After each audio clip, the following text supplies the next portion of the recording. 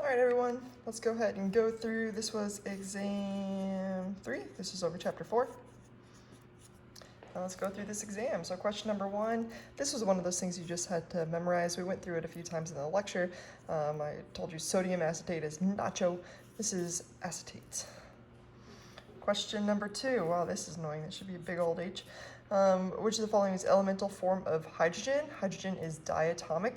If you remember, we talked about those 6 atoms on the periodic table and the 3 that were nesting inside. And we also said that was the Brinkelhoff steps. So BRINCL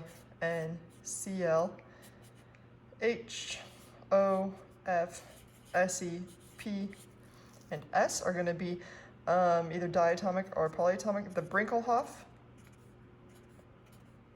are diatomic. The selenium and sulfur are oxyatomic. There's 8 of them. And the phosphorus is tetraatomic. What that means is in nature, these guys form as 2s. So that is why this one right here, H, is diatomic. Okay, and that would be its elemental form. All right, question number 3. Which of the following is ionically bound? If it's ionic, it's going to be, we're going to be looking at a metal and non-metal. So essentially we're looking for the thing that's a metal and a non-metal. Xenon's a non-metal, fluoride's a non-metal, nitrogen's non-metal, oxygen's non-metal. Strontium, hey, that's a metal. And that is why this is your answer. I'm realizing I should probably have a periodic table, so I'm going to be right back so I can explain this a little better just in case. Okay, I'm back like a ninja. All right, so here's your periodic table. If you remember, there's this little stair stepper that goes down here like this. And for the most part, it's anything to the right of the stair stepper and up. We're looking at nonmetals. And anything to the left and over here is metals. So when it talks about strontium, this is strontium right here. This is a metal. And that's why metal and a non-metal is going to be your answer. Elemental chlorine, which would be Cl2, is not. So no, no, no, yes, and that is why that is your answer. Question number 2, how many valence electrons does magnesium have? Well, valence electrons also is the column that it's in. So I'm actually going to kind of label it on the bottom here. This is column 1, column 2. We skip transition metals. Column 3, 4, 5, 6, 7, and 8. Those also are the number of valence electrons that we have. So magnesium's right here. It's got 2 valence electrons, and that is why 2 is your answer.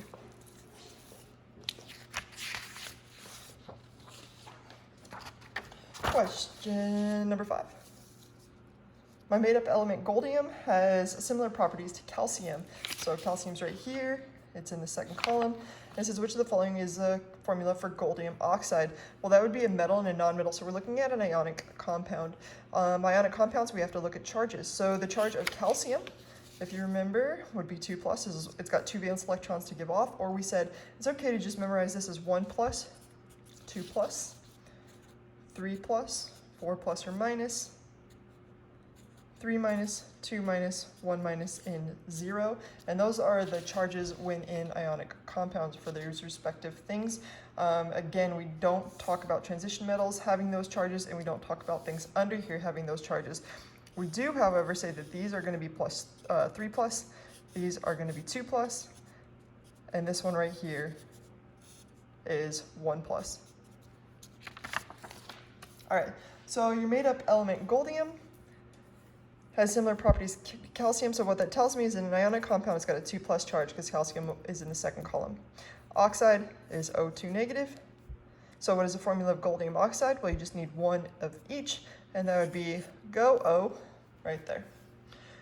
All right, number 6, which is the best method for separating ketchup water, that really runny liquid in ketchup bottles, from the thicker ketchup? That would be decanting. To decant just means to pour off. So you'd want to just pour off that portion of the ketchup stuff, and that's called decanting. Number 7, my made-up polyatomic ion goldate acts like chlorate. So immediately I'm thinking, okay, I know chlorate is ClO3 negative. If you didn't know that, go look at the polyatomic ion video. You had to memorize these. So goldate would be just like that, but with goldium in there. So we're talking about GO3 negative. Okay, and it says what would be the name of this acid. Ah, wait a second, it adds an extra oxygen to it. So really we're talking about GO4 negative. This is gold 8. If we knew the polyatomic ions, we know that an extra oxygen makes it per gold 8.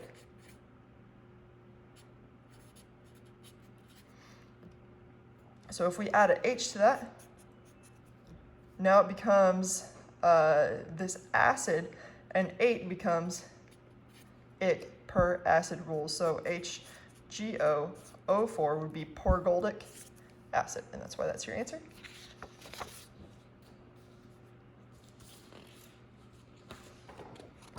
Question number 8.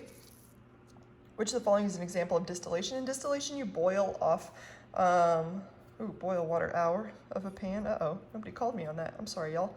Boil water out of a pan of salt water. So distillation, any distillation is going to be boiling a component off. Question number 9. Which of the following is an example of a pure substance? Orange juice is a mix of, like, you got sugar, you got water, you got vitamin C, right? There's a whole bunch of stuff in orange juice. That's not an answer. Blood is not a pure substance either. Blood has red blood cells, white blood cells. If you drink some alcohol, you're going to have some alcohol in there. There's on and on and on and on. There are millions, probably billions of different components inside blood. Sodium chloride. Sodium chloride is this.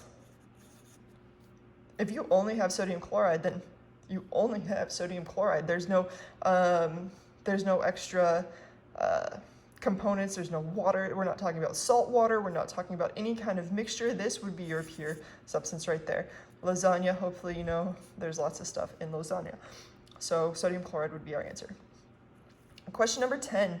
Corinthium is the name of my made-up nonmetal, Q, which acts like sulfur. So I'm immediately thinking, okay, sulfur is S2 negative.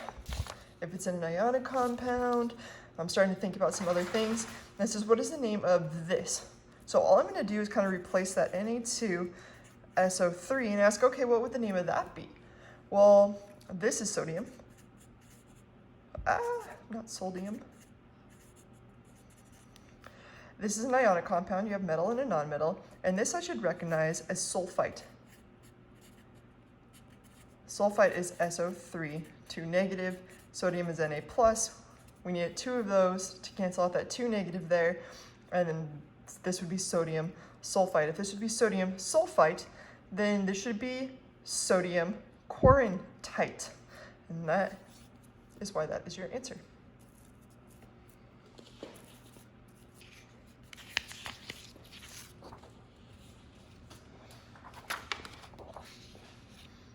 Which of the following is incorrect?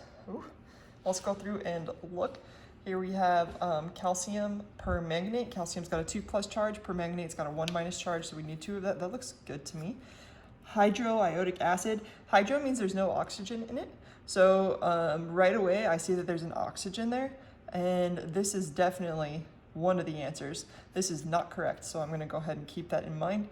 Hydroiodic acid would be an I- and an H+, or just hi, would be hydroiodic acid. Potassium chromate. Potassium is K+. Chromate is CrO4 2 negative. So you'd need 2 potassiums to cancel out that chromate, and this would be okay. Copper 1 acetate. Acetate is C2H3O2 negative. Copper 1 would be Cu with a +1 charge. You'd need 1 of each, and together you would get this, and that's okay too. So that's not more than 1 of these. It is simply hydroiodic acid as your answer.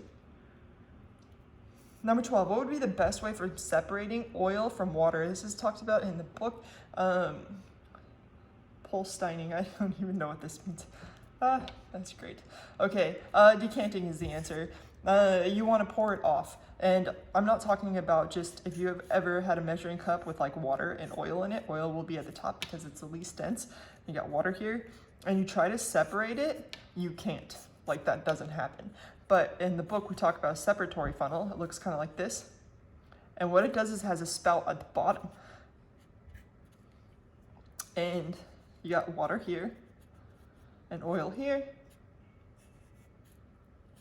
And you essentially open up this container and the water can like flow through into another container down here, and you can catch the water and you close it when you get to the oil level, and that's still decanting because you're still just pouring one layer off of another.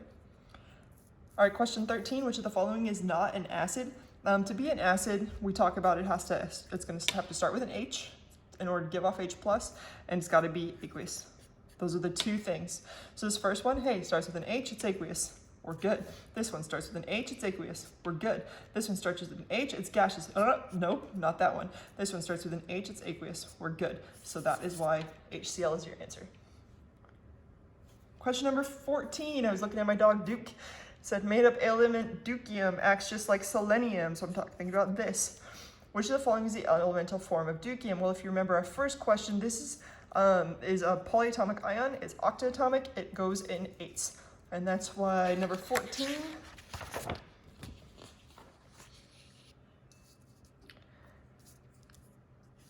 DK8. All right, how many indium ions are in a 4.3 microgram sample of indium oxide? So the first thing you want to do is turn grams into moles. To do that, you need the molar mass. To figure out the molar mass, we need to know what indium oxide even is.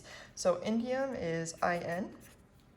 If we look at the periodic table, it's one of those that we discussed is right here.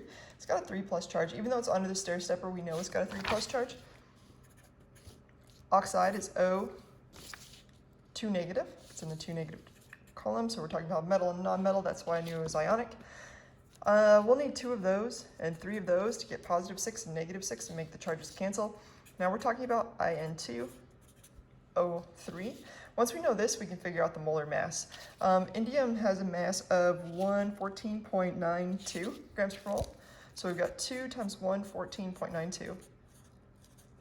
And that's from the periodic table.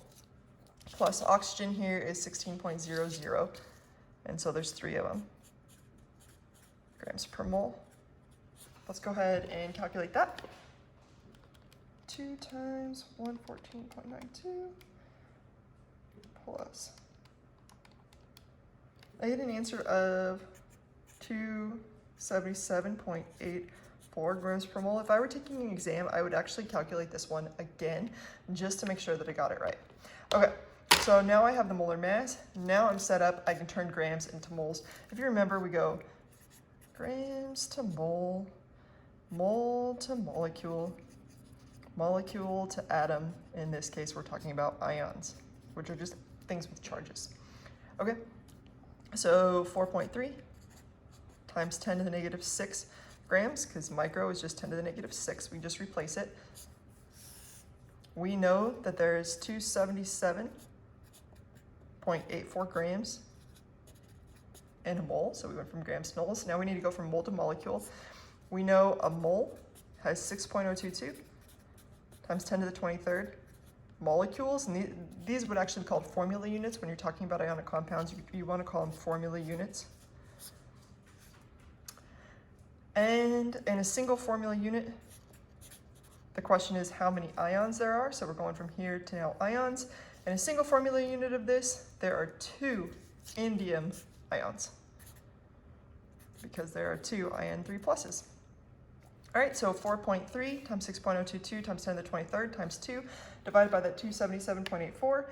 Let's go ahead and do it. 4.3 times 10 to the -6 times 6.022 times 10 to the 23rd times 2 divided by 277.84.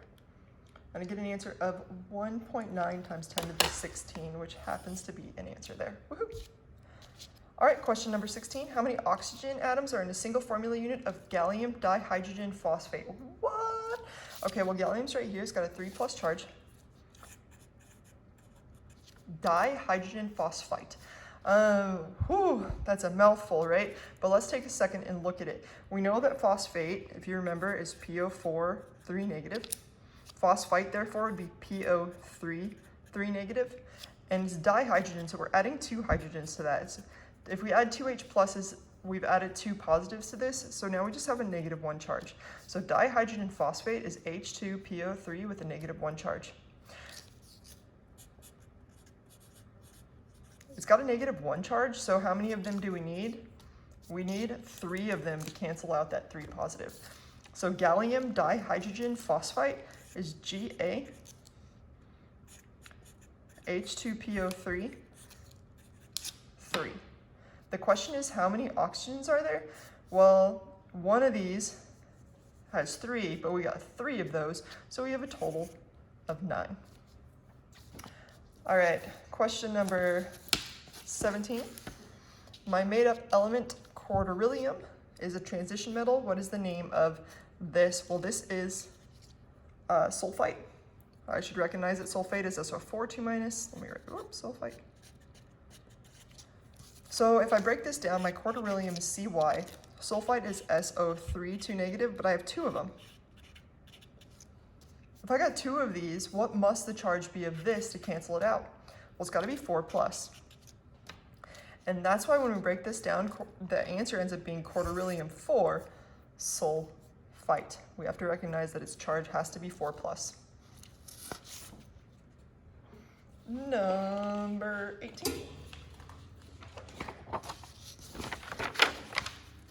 What makes an acid an acid is that it is always solid. No, it's aqueous. It gives off H+ in water. Definitely does. It's always a liquid. No, it's aqueous. And it reacts with water to make a salt. It does not. So our answer is it always gives off H+ in water. So what is the formula for hypobromous acid? Hypobromous acid, so bromate is BrO3-. Bromite, so this is 8. In fact, I'll just write it all out just so there's no questions. Bromate is that. Bromite is BrO2-, right? But hypo, meaning even less, is BrO-.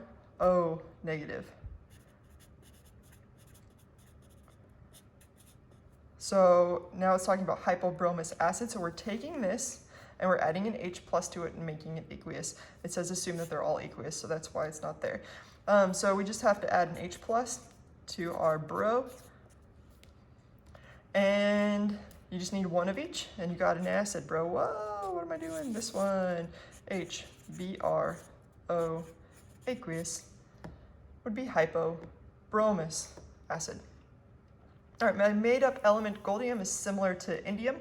We already know indium's got like a 3+ charge in an ionic compound. I'm just gonna kind of think about that. It says how many goldium, how many goldium ions would be in a single formula unit of goldium sulfate? So we can just think of it like this. We got goldium, it's got a 3+ charge.